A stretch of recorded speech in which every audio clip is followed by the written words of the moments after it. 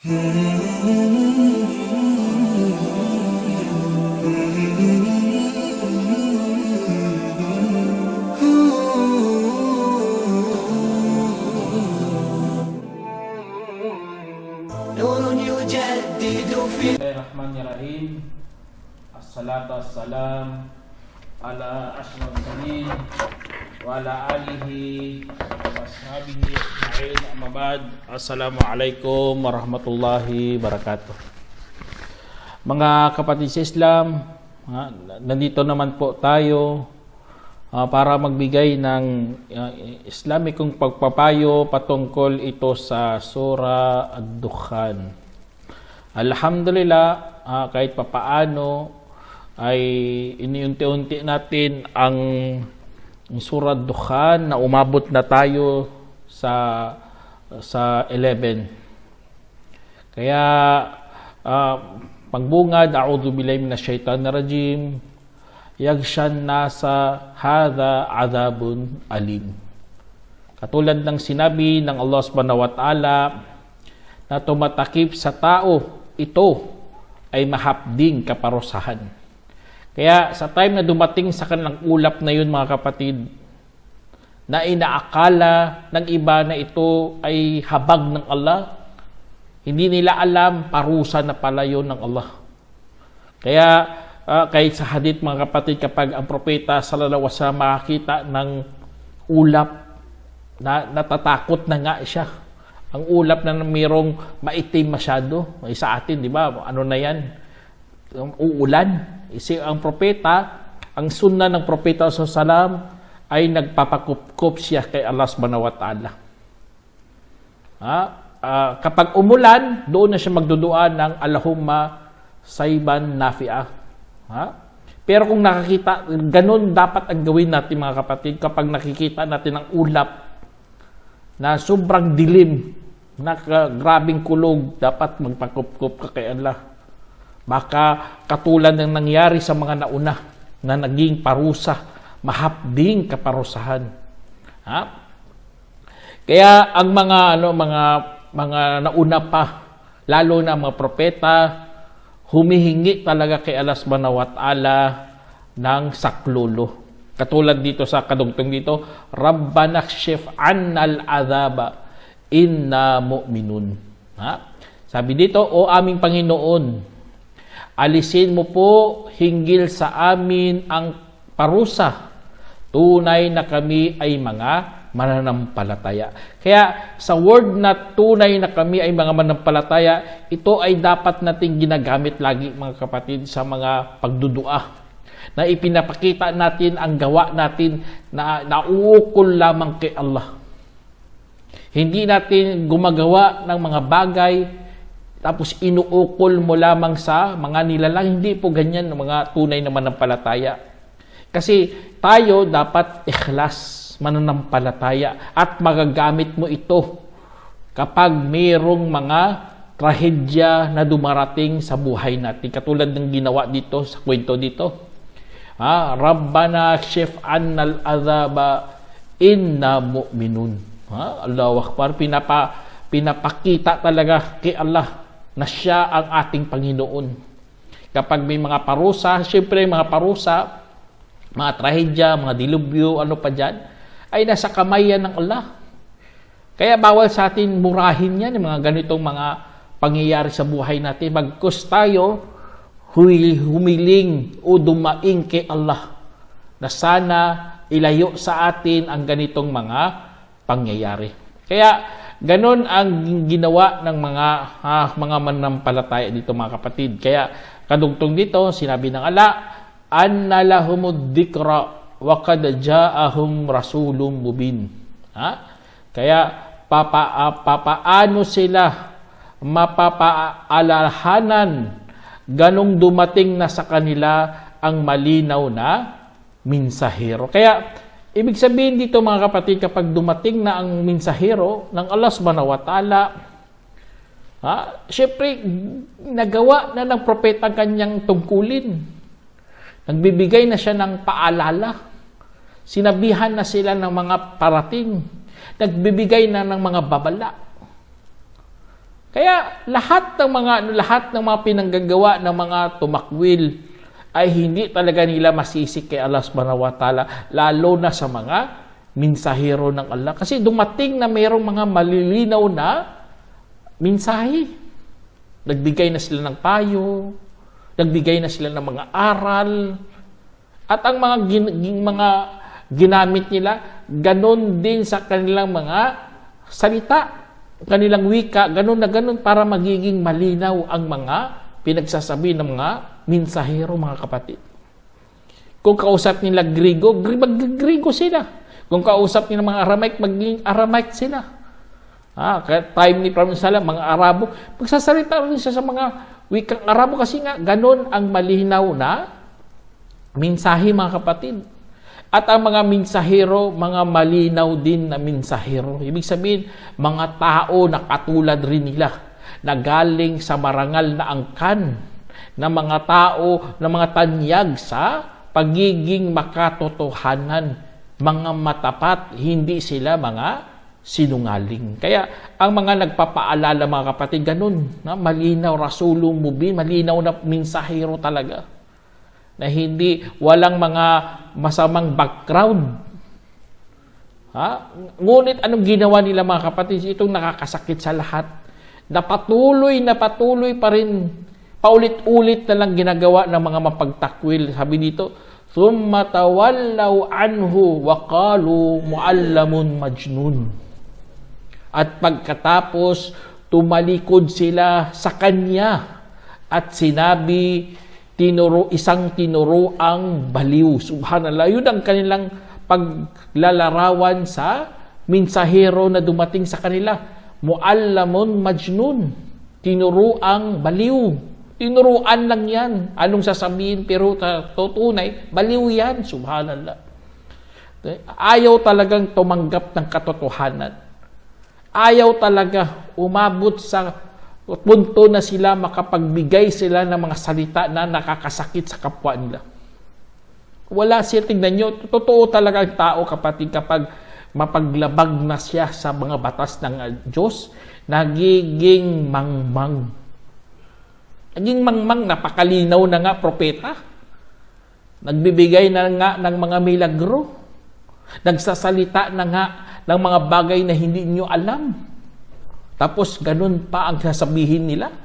Nagiging mangmang, nagpakamangmang sila, mga kapatid. Kaya kapag alhamdulillah mga Muslim tayo, kinilala natin ang mga minsahero ng Allah. Mula pa kay Adan hanggang sa panahon ni Prophet Muhammad, kasi wala ng propeta eh. Kaya kung sino man umaangkin na siya ay propeta ng Diyos, na siya ay minsahero ng Diyos, sabihin talaga natin na kasinungalingan yan. Pero sa time nila kasi, dumarating mga minsahero ng Allah. At ng mga minsahero na yun, may mga dalang mga malilinaw na mga kasulatan. Kaya tuloy, hindi ka pwede magsabi o kaya hindi mo pwede itakwil, itanggi na iyan ay hindi tunay na mensahero. May mga malinaw na katibayan. Tapos nagsasalita na mayroon ding mga matitibay na mga patunay na sila'y mga tunay talaga na mga mensahero ng Diyos. Kaya dahil doon, mga kapatid, malinaw na malinaw, magbigay talaga ang Allah ng kaparusahan. Kaya kadugtong dito sinabi ng Allah, "Inna kashiful azabi qalila innakum aidun." Sinabi dito, tunay na katotohanan kami ang mga tagapawi ng kaparusahan ng kaunti, tunay na kayo'y babalik. Tunay na kayo'y babalik. Diyan sa sinabi ng Allah, mga kapatid, kami ang mga tagapawi ng kaparusahan. Dito, gumagamit ang Allah ng plural. Ibig sabihin, pinapaangat niya ang kanyang sarili. Ganun kasi sa wikang Arabo. Sa wikang Arabo, mayroon tinatawag na plural of majesty. Dito, karapat dapat naman kay Allah yun. Kasi nga siya ang tagapawi ng kaparusahan. Pero ginawa niya dito sa mga hindi manampalataya, pinapawi niya ang parusa ng kaunti. Subhanallah. Ang pagsubok talaga eh. Kapag pinurusahan sila, binabawi niya, pinapawi niya kaagad. Kaunti, pero mayroon palang purpose doon para manumbalik sila ulit sa Diyos. Ganun ang awa ng Allah sa mga nauna pa. Hindi sila lubusan na pinaparusahan kaagad. Binibigyan niya muna ng time. Ngunit at bigyan sila ng oras kasi nga tunay na kayo'y babalik. Ibig sabihin, lahat sila, babalik pa sila sa Diyos. At binigyan sila ng oras. Kaya sa araw ng paghukom, kahit anong sisi ng mga taga-impyerno doon, wala talaga, hindi sila pakikinggan. Kasi nga binigyan talaga sila ng mahabang mga panahon para sila'y magsisi, balikan, magsisi sa kanilang mga pinanggagawa. Ngunit, wala. Hindi sila nagsisi. Pagkus sila ay nagmalaki pa sa utos ng Allah subhanahu wa ta'ala. Ito nakakalungkot sa lahat, mga kapatid. Kaya dito sinabi ng Allah, Yawma nabtishul batsyatal kubra inna muntakimun. Sinabi ng Allah, sa araw na kung saan ay aming lulupigin ng pinakamalaking pagkalupig, tiyak na kami ang mga mapaghiganti. Tingnan nyo, sa araw na kung saan lulupigin ng Allah lahat ng mga, sa araw paghukom yan. Kasi nga siya lahat ng pinanggagawa nila. Akala nila enjoyment lang, akala nila sila ang lamang dito sa mundo. Hindi. Ang Allah ang mapaghiganti. Tingnan nyo, maghihiganti si Allah sa kanilang mga pinanggagawa doon. Nakakatakot kaya yun? Allah maghihiganti, mapaghiganti. Kasi sinabi dito, maghihiganti si Allah. Ganon ang kanyang kapangyarihan, ganon ang kanyang... Kasi nga, bakit kayo sumamba sa mga ribulto? Bakit kayo nagtakwil? Bakit kayo ng api? Alam nyo naman na may propeta na nagpaabot na sa inyo ng babala. Nagbigay na ng maraming mga himala. Pinakita niya lahat ng mga milagro na mula kay Allah, mga tanda ng Allah, pero hindi sila sumunod. Kaya tuloy, ang parusa ng Allah ay ipapataw sa kanila kasi nga ang Allah ay mapaghiganti. Subhanallah, nakakatakot talaga mga kapatid. Sana ilayo tayo sa higanti ng Allah subhanahu wa ta'ala, sa paghihiganti ng Allah. Kasi sa araw na yun, itataas niya talaga ang timbangan. At ipapataw niya talaga ang hustisya. At lahat ng mga tao doon sa araw paghukom, mag-iiyakan, magsusumamo. Lahat ng mga pagmamaawa nila, gagawin nila yun. Pero hindi na sila pakikinggan. Kasi nga ang Allah, meron siyang ugali na mapaghiganti. Kaya mag-ingat talaga tayo mga kapatid. Ang Diyos, oo, pag-ibig. Alam naman natin niya pag-ibig. Pero wag niyong kalimutan ng Diyos mapagparusa din. Mapaghiganti rin. Alam nyo kapatid, tingnan nyo. Sa noong December 25, nagse-celebrate sila. Sayang-saya sila. Pero hindi nila alam, isa po yung pag-aalis pusta sa katangian ng Allah. Ang Diyos nagiging baby, nagiging mahina. Subhanallah, napakalaking insulto. Tapos ikaw, nagsiselebrate dyan. Masayang-saya ka pa. Pini-insulto mo na palang Diyos. Subhanallah. Kaya ganun din ang gagawin sa iyo dito. Katulad din sa mga nauna. Sayang-saya ka sa pagtatambal mo sa Diyos. Sayang-saya ka na inaapak-apakan mo ng mensahero ng Diyos. Kaya, parurusahan talaga mapaghiganti si Allah subhanahu wa ta'ala. Tapos sinabi dito ng Allah subhanahu wa ta'ala, وَلَقَدْ فَتَنَّا قَبْلَهُمْ قَوْمَ فِرْعَوْنَ وَجَاءَ رَسُولٌ كَرِيمٌ.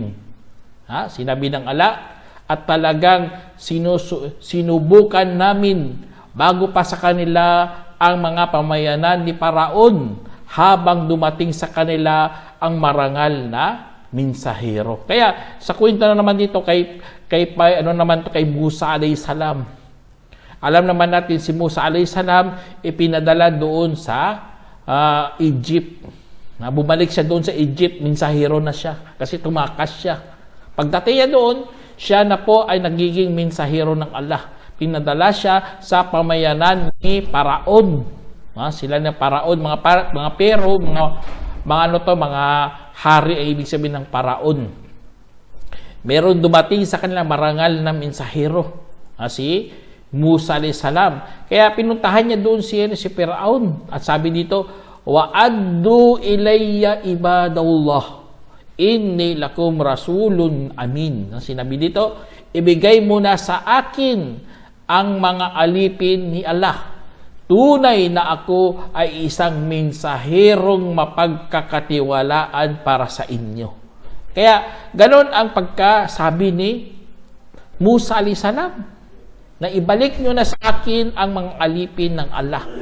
Alam naman natin, sa time ni Yaqub at time ni Yusuf alayhis salam, galing sila doon sa lugar na tinatawag na doon sa may Palestine. Pumunta sila doon sa Egypt at nagkaroon ng mga paraon. Ang mga paraon sinakop yun ng Egypt, kaya nagiging alipin lahat ng mga Bani Israel. Sa time ni Paraon, naging alipin sila. Kasi sa time ni Yusuf alayhis salam, sila ministro. Mga minister sila. Sa time na sinakop sila ni Paraon, nagiging alipin lahat sila. Dahil doon, mga kapatid, meron palang purpose si Allah subhanahu wa ta'ala. Ang purpose niya na meron ulit na isang mensahero na darating, yun si Musa alayhis salam, mapagkakatiwala ang mensahero para sa time na yun. Tapos sabi dito, la ta'lu 'ala Allahi inni atikum bi sultanin mubin. Sinabi dito, na huwag kayong magmamalaki sa Allah. Tunay na dumating ako sa inyo ng may malinaw na katibayan. Kaya lahat ng mga kwento dito, mga kapatid, umiikot kina Musa at kay Paraon. At si Musa alayhis salam, kapag isang tao tinawag niya sarili niya mensahero siya, meron talagang mensahe. Hindi pwede mensahero ka ng Diyos, wala kang mensahe. Ano klaseng mensahero ka? Huwad ka na mensahero. Pero si Musa alayhis salam, may dala talaga siyang mensahe. Napakalinaw pa, malinaw na katibayan. Alam naman natin, may mga tanda siya, 9 sign. At ang 9 sign na to, napakatibay lahat. Hindi mahika. Kaya, ang request lang ni Musa, wag kang magmamalaki sa Allah. Wag magmamalaki kasi kapag nagmalaki ka, subhanallah, parorosahan ka talaga ng Allah. Kaya yun ang unang doon sinabihan si Paraon. Tapos sabi niya, wa inni udtu bi rabbi wa rabbikum an tarjumun. Sabi dito, katutunay na ako nagpapakukup sa aking Panginoon at sa inyong Panginoon, baka babatuhin ninyo ako. Kaya ganun ang tingnan niyo. Kahit si Paraon, mga kapatid, alam niya pa rin meron siyang Panginoon. Alam niya si Allah. Kahit mga pagano sila, alam nila na mayroong Panginoon na si Allah subhanahu wa ta'ala. Kaya sabi dito, pakup ako sa aking Panginoon at sa inyong Panginoon. Kasi kahit mga pagano yan sila, may kinikilala pa rin silang iisang Diyos. Kaya dahil doon, mga kapatid, sabi dito, wa illam tu'minu li fa'tazilunin. Sabi dito, at kung hindi kayo maniwala sa akin, kung gayon ay iwanan ninyo ako. Kaya hindi na lang nila binato si Musa alayhis salam. Kasi hindi naman sila maniwala, iwanan na lang si Musa. Yun na lang ang kanyang sinabi. Kaya nagdua si Nagdua si Musa alayhi salam, sabi dito, fada'a rabbahu anna haula'i qaumun mujrimun. Sinabi dito, pagkaraan ay nanalangin siya sa kanyang Panginoon. Katotohanan, sila'y pangkat ng mga kriminal. Tignan nyo. Kaya, ang alam naman natin mga propeta, mga kapatid, kapag may manalangin sila kay Allah, ay katanggap-tanggap talaga. Lalo na meron silang mga panalangin na isa na tinatanggap kaagad ng Allah. At alam niya, hindi na talaga maniwala sila Paraon. Ayaw talaga kasi sobrang hambog, sobrang mayabang. Kaya ginawa na lang, ganito na lang. Hindi na namin kaya Allah. Sumuko na si Musa alayhi salam. Ayaw niya na. Ayaw niya nang pagsabihan si Paraon. Kaya minsan sa da'wa mga kapatid, huwag niyo pilitin talaga. Kung ayaw. Isukuan mo kasi ganun talaga eh. May mga tao talaga ayaw makinig. Ang iba kasi pinipilit nila. Si Musa nga, sumuko nga dito eh. Ayaw niya na. At tinuldukan niya talaga, sabi niya, sa katotohanan, sila'y pangkat ng mga kriminal. Ay importante, napaabot mo ng mensahe. Ganun ang ginawa ni Musa alayhi salam. Kaya dito sa kwento dito, Fa'asri bi ibadi laylan innakum muttabaun. Sabi ng inutusan na sila ng Allah. Sabi niya, lumakbay ka kasama ng aking mga alipin sa gabi. Tunay na kayo ay susundan. Kaya tumakas sila mga kapatid sa utos ng Allah. Naghanda sila sa gabi pa lang. Tulog na tulog mga tao. Nagsihanda sila na tumakas.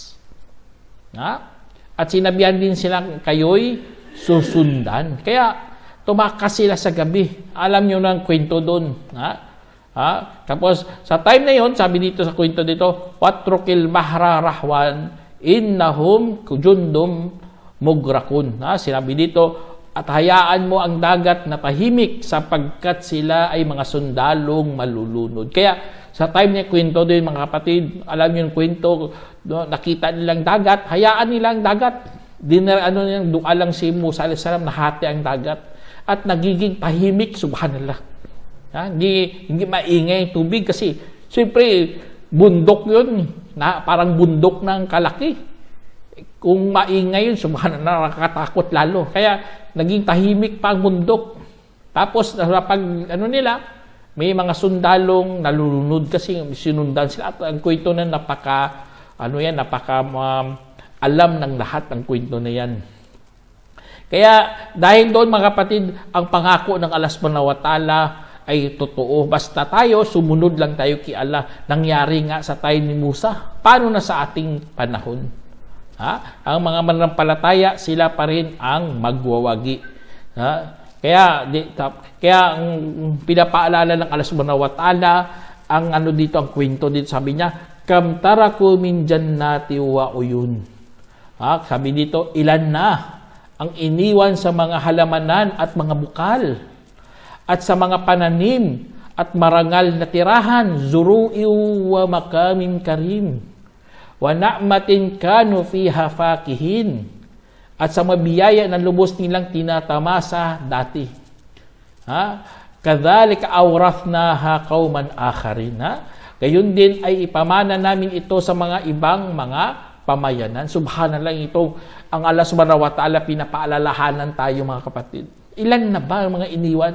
Kaya mga nauna sa atin, kapag sila'y nagtakwil, iiwanan talaga nila. Kasi dito sa mundo, wala naman tayong mananatili ka dito habang buhay. Hindi.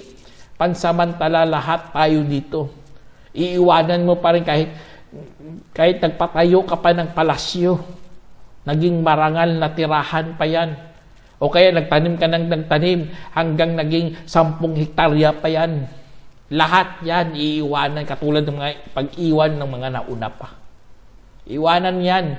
Lahat ng mga tinatamasa mo, lahat ng mga biyaya tinatamasa mo, iiwanan mo rin yan. Kasi, at ipapamana pa yan sa iba. At unti-unti ka ng kalilimutan, subhanallah. Pati Tulad ng pangalan ng mga kalululuhan natin, nalimutan na nga natin eh. Paano pa mga nauna? Kasi nga, ipapamana lang yan sa sunod na henerasyon. Yun ang ano ng Allah. Kaya po, ang pinakamasakit sa lahat mga kapatid, itong napakasakit yung sinabi ng Allah dito.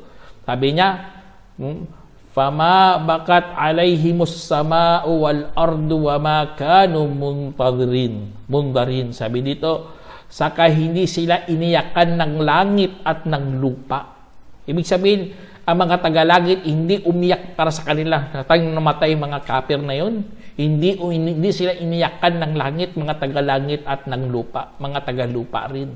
At hindi sila pinagpapaliban. Subhanallah.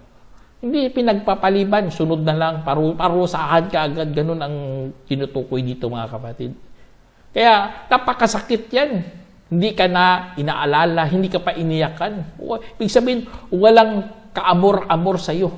Basta ikaw ay nagkupor kay Allah subhanahu wa ta'ala, walang kaamor-amor sa iyo ang mga tagalangit at tagalupa. Kasi nga, numero 1 ka sa pagsuway sa utos ng Allah. Ha? Kaya, kung parusahan ka agad. Walang paliban-liban yan. Kung pukpukin ka agad. Hatulan ka agad. Ganun ang ano ng Allah subhanahu wa ta'ala. Walang 1 minute pa, 2 minutes pa. Walang ganun. Ano yan? Mundo? Ha?